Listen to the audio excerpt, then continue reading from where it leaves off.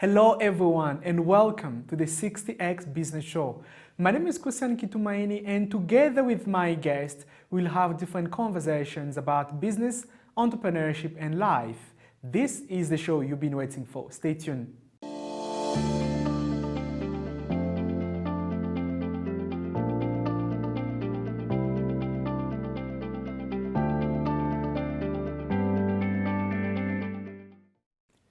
In today's conversation, I have an amazing young entrepreneur. He's the CEO and founder of Bungalow, which is a booking platform that provides affordable and convenient accommodation across African cities using mobile wallets. And in the studio is Nandan Epafred. Epafred, welcome to the show. Thank you very much, Christian. It's a pleasure to be here. How are you today? Doing very well. Wonderful. On the 60X, you'll be spinning the wheel and randomly we'll select a number and from there I'll ask you a question. Are you ready? Very ready. Over to you. What's your lucky number? 9. Let's see if you'll be able to get 9. All right. That's a long spin. All right. Very Let's close. hold the drums. Oh, too bad. We get 1. That is 1. Fred starts the show with number 1. Fred, can you share with me more who is Fred growing up as a kid? What were your dreams and passion? So, my name is Epafred Mindwefo. I'm originally from Cameroon, particularly the English-speaking part of Cameroon. And I grew up in an environment where it was just about work, and then also the concept of entrepreneurship was not really something that was common. So people didn't believe in, starting a business that can scale and go across different geographies. It was about go to school, get a job, and then just have your life, and that's it. So that alone already is a big success for me to have, crossed that very big barrier of breaking the status quo, what was defined at that point, and then be able to create something that is not only present in one geography, but is already operating somewhere with plans to go to so many different places. So my background is really filled with a lot of pressure, a lot of dependencies that kind of affects you when you're growing up as a kid. So they don't allow you to explore. They don't allow you to, become yourself, your real self. You just, kind of create structures for you to follow. So that alone has been very impactful in the way we look at things. We look at possible success that can happen if you put your head to something. So I would say my background was really a mix of trials and being able to reconcile the current society with what really my aspirations are. But since I defied a lot of different structures, I was able to, that was already the stepping stone for me to keep building what I am today and what I really want to achieve in life. So I'm that guy who grew up breaking bounds and making sure that he's not, aligning with whatever society puts in front of him. So that's a little bit about my background. I grew up in Cameroon as well with my parents, and at some point I think I left my parents way back in 28. That's when I started staying alone, and I was in high school then. So from there I started, going to different countries. My first country was Israel, so I stayed there for some time with my very first business. And then I came to Rwanda in 2017. When I came to study, but actually, like I mentioned earlier, it wasn't really about studying. I wanted to see if there are business opportunities. So this is where we are, and that's a little bit about me. Wonderful. What an amazing journey. Born in Cameroon, desiring to explore the world, coming to Rwanda in 2017, looking for different business opportunities. That's very, very amazing. Can you share with us what has been the journey of Bungalow so far and how did the idea come to life? So predominantly Bongado started in 2017 and that was a real estate platform in Cameroon by then. So with the current Anglophone crisis that is, not crisis, really like an armed conflict that is happening in the English-speaking part of Cameroon. This started way back in 2016 in November. The teachers agitated and all that, and then it deteriorated to, a lot of strikes and all that. So I realized that being in Cameroon, there were very little opportunities for my business and myself as well. So I sought out to explore. And then Rwanda has always been on my mind. While I was in Israel, I was looking at Rwanda as a very great place in Africa that you could easily do something there because of the whole thing that was being said about Rwanda. So I moved from my country to Rwanda in 2017, and the bungalow that was in Cameroon then died. So basically died because I didn't invest much more time to it anymore, and then I didn't just do it. Anybody who was on me on it just left. So in 2018 in Rwanda, I had the request for people who wanted to stay at my place. So, I mean, that kept recurring. And then I realized that there was something that maybe our competitors are not doing, that it could be lacking in the market. So when I get to ask the guests who would stay at my house, they'd be like, they don't like making payments with their cards online, which truly became a typical problem that we realized in course of trying to implement Bungalow.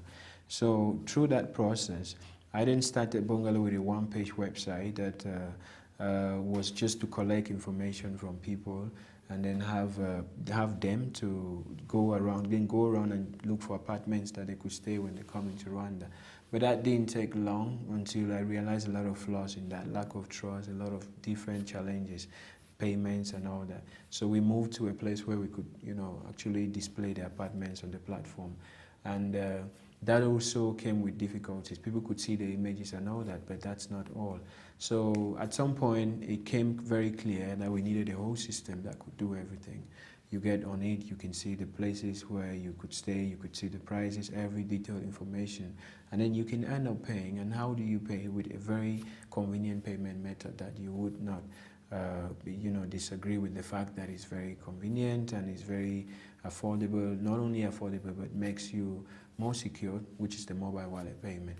So that's when we implemented Bungalow. We launched the platform in July 2020, but we had been operating since October 2019. So that was when Bungalow, the booking platform in Rwanda, started, October 2019. And this has been Bungalow to this point. We launched in Cameroon, back again in Cameroon in 2020 in September when there was a lockdown here. So I wanted to try another opportunity.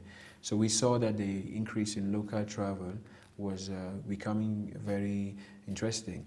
And people could move from one city to other while Rwanda was in lockdown, so Cameroon wasn't in lockdown. So we wanted to see how that can play out. And luckily, it was very successful. We started seeing growth in revenue and users as well. So we decided then to focus on these two markets while struggling to scale to other markets, which now has been very, it's very clear because of the support that we're getting now from Google. So we recently got backed by the Google Black Founders Fund, selected as one of the startups, one of the 50 startups and one of the 2 in Rwanda, and also representing one of the 2 in Cameroon as well. So. Yeah, so this is where we are. We're getting hands-on support and a lot of funding in terms of cash from Google, which will help us now to easily scale and increase, our sales users across the continent and make sure we're entering as much markets as possible. This is where we are now. Wonderful. By the way, congratulations for being selected by Google. Much. I do have a follow-up question during the conversation that I will ask. But for now, I would like to know more about how many properties are listed on the platform. And on average, can you share with us the number of bookings that you receive per month? So basically, since our inception, we've been able to have over 200 properties listed both in Cameroon and Rwanda. We are in 4 cities in Cameroon, but we are open to every city being present as much as we support the country when it comes to payments and disbursement. In Rwanda, we are in 2 cities as well, Kigali and Rubavu, with plans to be present in every city before the end of this year.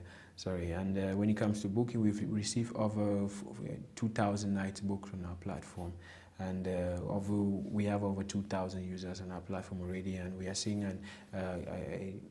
over a 30% increase in that number month on month. So basically, that's how we're growing. Okay, interesting. Let's spin the wheel for another round of questions. You got number 1. All right. What's going to be your next lucky number? Maybe an odd number again. Are you still expecting to get number 9? Absolutely. Oh, it's not doing too bad. Go to 4. That's number 4. Fred got number 4. Can you share with me what are the requirements for anyone who like to list either their property or accommodation on your platform? What are the requirements for maybe anyone watching now and who like to work with you guys? So to be able to list your property on our platform, it really just requires you to have your information in place. Information here means your images and your description of the place, maybe well written, and that's all. The most interesting thing is, the most crucial thing is the images. So because it's a very simple step-by-step process where you just sign up using your computer or your phone, and then you choose to be a host and you proceed with the different steps that takes you to finally publishing your listing on the platform. So there's no payment that is required for you to be able to list your property. You don't need extra help except that you're not super tech savvy, but we really make our platform that user friendly that anybody with very limited skills in technology in using softwares can be able to navigate the platform. So basically the requirement is for you to have your images and you're ready to get the description. Very good images, by the way. Wonderful. And you currently operate in 4 African cities, Kigali, Bukavu, Douala, and Yaoundé, correct? That's not correct. We operate in 2 countries and we have properties in 6 cities. 2 countries, 6 cities. Yes. What are those 6 cities? In Cameroon, we are in Douala, Yaoundé, Limbe, and Buea. And in Rwanda, we have properties in Bukavu and Kigali.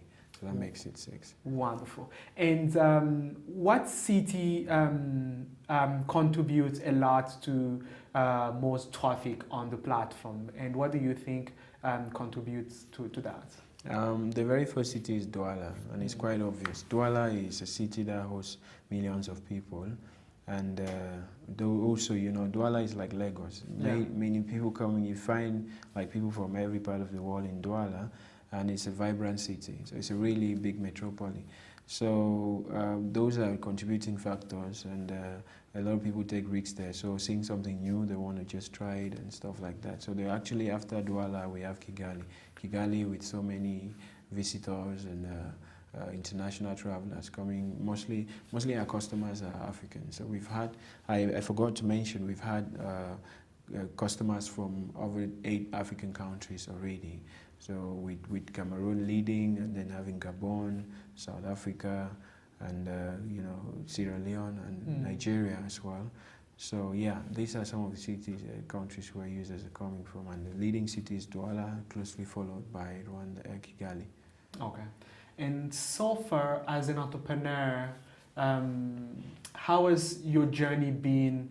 Did you envision that now in 2021 you would be running Bungalow in Kigali, or you had completely different dreams some years back?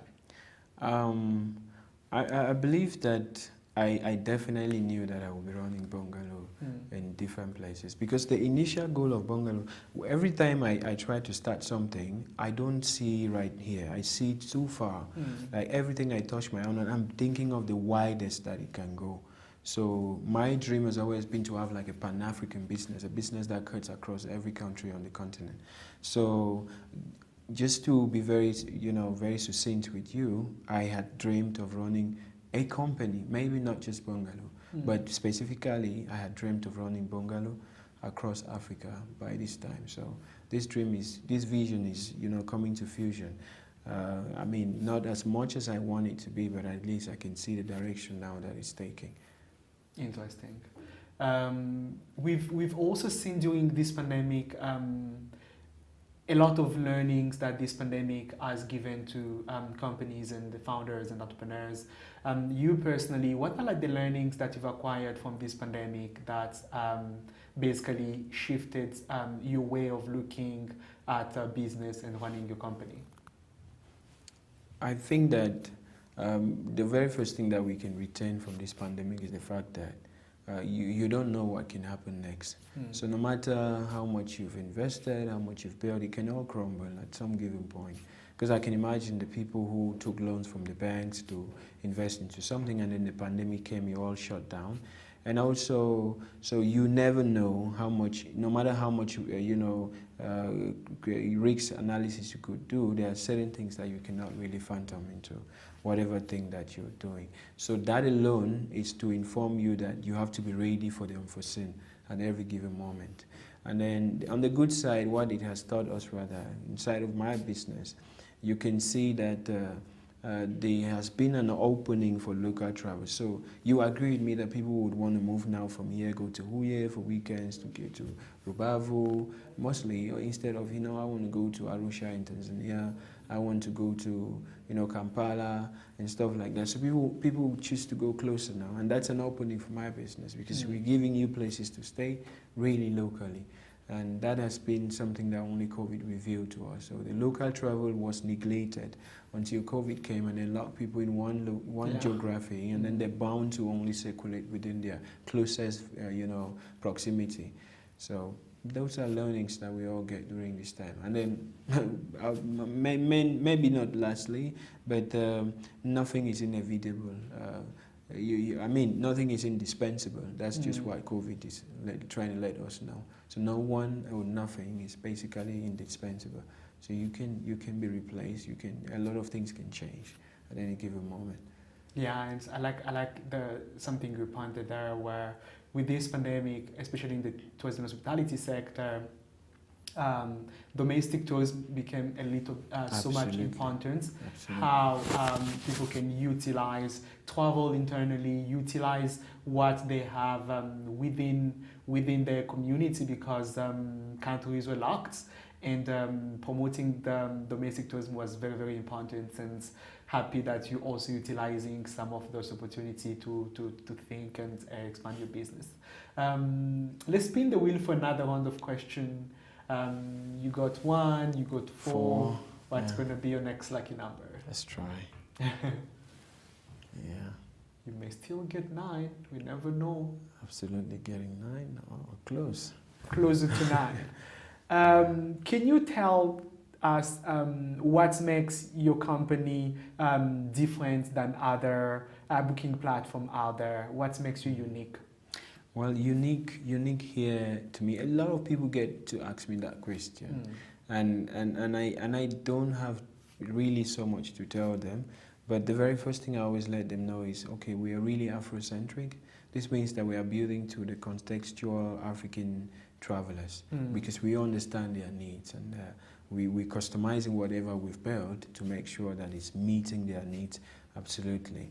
So, but on the side, first things first, we have implemented payments that only it's very common to our local context, which are the mobile wallet payments. We're talking about the MTN mobile money.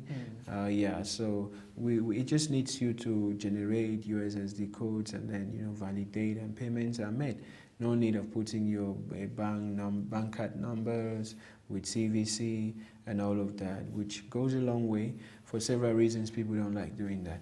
So not only that, we also make disbursement to host very easily. So this means that if you're a host on Bungalow, once you have a property booked, you get your payment directly to your mobile wallet, and that's instant. So we make disbursement to you directly, and then you receive your money on your mobile money account instantly, which is not, this is not obviously implemented by our competitors. And the last thing is, in Africa, mostly from our research and from my personal experience in Cameroon, people like to use third parties to make transactions that require the internet or something. So this is for trust reasons. This is for reasons of lack of understanding of technology. So what we have done to, I give you a typical example. There are flight agencies all around, like airlines. You have Rwanda, you have Kenya Airways, and all the other guys. They have offices in major cities across the continent, and they have their website as well. I personally, you can go to the website and make a reservation on a flight, and then make the payment right there, isn't it? You can do that, and the price is even discounted, as opposed to if you go to their office and say, can you reserve me, I'm flying to Kigali tomorrow, can you reserve this for me? They do that, and then it's way expensive, and then you pay cash right there. So that shows you that. But more people prefer to go to pay cash through that process than go online, sit in their homes and do all of that. So that tells you that there is something that you can do so there are these two options: pay online or come and pay at our office. And the prices are different. The prices are different. So what we've done, because we understand that, and this is also backed by a lot of research that we do in Cameroon. So what happens is the fact that we've implemented an agency booking model that we partner with. We're still implementing this, by the way. And we partner with these ticketing agencies, not airlines, but obviously flight ticketing agencies, those who resell tickets, and also bus stations and train stations and all those kind of complementary services that they have a special account on our system where they can make accommodation reservations for different travelers. So this means if you are a traveler and you don't want to use the system directly, you could use a third party to make the reservation for you, and you can choose to pay cash or pay with your mobile money wallet as well. And then now, that is an approach that we've taken in the market because we understand the market, and this has been working. I tell you with authority, like with so much confidence, that this is what has been happening, because in Cameroon, I personally have tested this. And I see you get a lot of calls from people, hey, I want a place to stay in Douala, and then you send them link, they approve of it, and then they'll be like, okay, reserve this one for me. And they are ready to give you the money to make the reservation for them, but they don't want to go online themselves to do it. So that's why we designed this model that permits people to be able to walk up to offices or kiosks, or those standalone places, or in bus stations and train stations and all of that, and said, you see a bungalow agent, maybe there's an office there or something, or maybe a partner, and you just go there, it makes the reservation for you. That's something we're implementing, and we believe that it can be scalable across the continent, just based on how we go about it. Interesting analysis there. Thank you. And I would like to understand, we know sometimes tech companies, they take time to be profitable. In your specific case, are you currently profitable? Where does most of your operating cost goes into? Can you share with us about that? I can, but I'll do it on a low scale. So we are not profitable. We only were profitable for the first 2 months of operations when we started here in October 2019. And our operations, basically, it's more of staff cost. Sorry, our most expenses go to staff cost because we just need people to execute. So apart from that, we're not carrying a lot of staff cost, marketing, making sure people know what we're doing. And besides that, we're not having a lot of expenses on the side, like hiring, we're not moving inventory. So basically, we only focus on talent, people that are, really contributing to the growth of the company, and then also making sure we're making the noise out there by putting our services or product in front of the right users and making sure they're using it. So that's where we spend more money.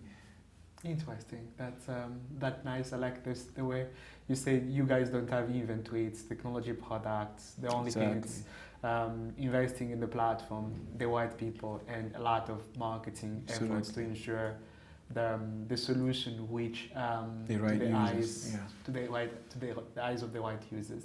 Let's spin the wheel for another round of question. You got 1, 7. No, 1, 3, and 1, 4, and 8. Yes, you got 1, 4, and 8. Yeah. What's going to be your next lucky number? Let's try. I really want to get 9, but wishes were not horses. Wishes were horses. I did 3. That's not too bad. You got 3. Yeah. I would like to understand what are the things that you had no clue about entrepreneurship before you start, that you came to realize during this journey? There's a lot of that. There's a lot of it that I can talk about. But I'll talk about raising funds, raising VC money. So, and then also, you know, starting this journey, you want to think that you could just bootstrap, but bootstrap is good. Bootstrap is, I can see that like a concept for the regular business people, not entrepreneurs who build businesses and skill. So bootstrap is like you can get basically you know, a small business. You open a shop there, and then you can get maybe some money, and then so you keep selling, making profit, plowing back, just like that. Yeah, bootstrapping work mostly when there is cash flow coming in, Exactly. where you can reinvest Absolutely. in the business. That's exactly what I'm saying. So, but then when you see a business like ours, you have to be able to go to so many places, be present in many places, invest in a lot of things. And where's that money coming from? So revenue is not directly equals to cost. Or rather, yeah, basically like that. So it's not even equal to cost. And you're spending more money because you want to be able to stabilize in different places. So we never know that always. So we never know the concept of scaling fast or raising money to be able to invest and scale. So additionally, you never know that it's going to be so frustrating. Yeah, a lot of people will abandon you. Not abandon you, literally abandon you, like ignore you. And then you always think that, hey, you're going to be the next big thing, and then nothing happens, and then you have to keep trying. And then also one thing that many people do, me, I didn't believe in that. I always knew maybe it's going to take long, but people always think that, hey, it's going to be, hey, flip by the hand, and then boom, it's already good, but it takes too long. So these are things that I basically never knew, and I think that I'm learning that in the process. Also leading people with different backgrounds, cultural backgrounds, life perspectives, and you know, views. So you have to harmonize all of these people to be able to believe in a vision. No matter me looking tall and then the other person is short, everybody, you have to be the person that brings everyone else and put them on the right track. So leadership is one of the hardest thing on the company, and then you don't know that. You just think that it works, and then you just get there. But I'm very glad that we take every challenge as it comes, and then we work on it, and we thrive. So I think that's all I can really feedback on that. Wonderful. And let me wrap up this conversation with my last question. As you said earlier, you've been recently been selected by Google for the Black Founders Fund. How do you feel about that, and how that award gonna help your business grow? It's tremendous. I mean, it's to me, the money is big. That's okay, but the biggest part of it is the endorsement. Yeah, for you to be backed by Google, it definitely means that every other person that has rejected you before, it means nothing. So Google sees the potential in you because there are a team of experts that analyzes your businesses and then are able. And then we got selected 50 out of. One of 50 out of over 3,000 applications.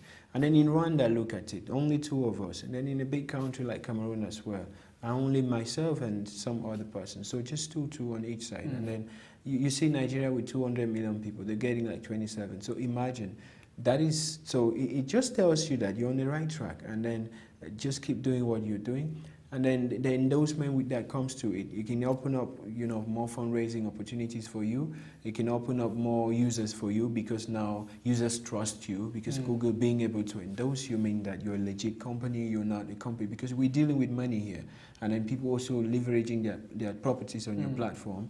It means that you have to be credible. So we were fighting that battle of credibility, and then now Google comes in, which is just going to sweep away all of that. And then now the final one being the funding that they give you, which you can easily assemble a bigger team, or a quality team that will be able to execute, which will lead to higher sales and growth. So many things that can transform your business because of such an endorsement. So I choose to see it as an endorsement, which is really great, tremendously wonderful. Perfect. And by that, we are coming to the end of this conversation. And my guest was Epafret, who is the founder of Bungalow. Thanks a lot for making it to the show. My pleasure. It's always, thank you so much for having me. Wonderful. The conversation continues on social media using the hashtag 60xbusiness. Till next time, be safe, wash your hands, wear your mask. My name is Kitumaini and you're watching KC2.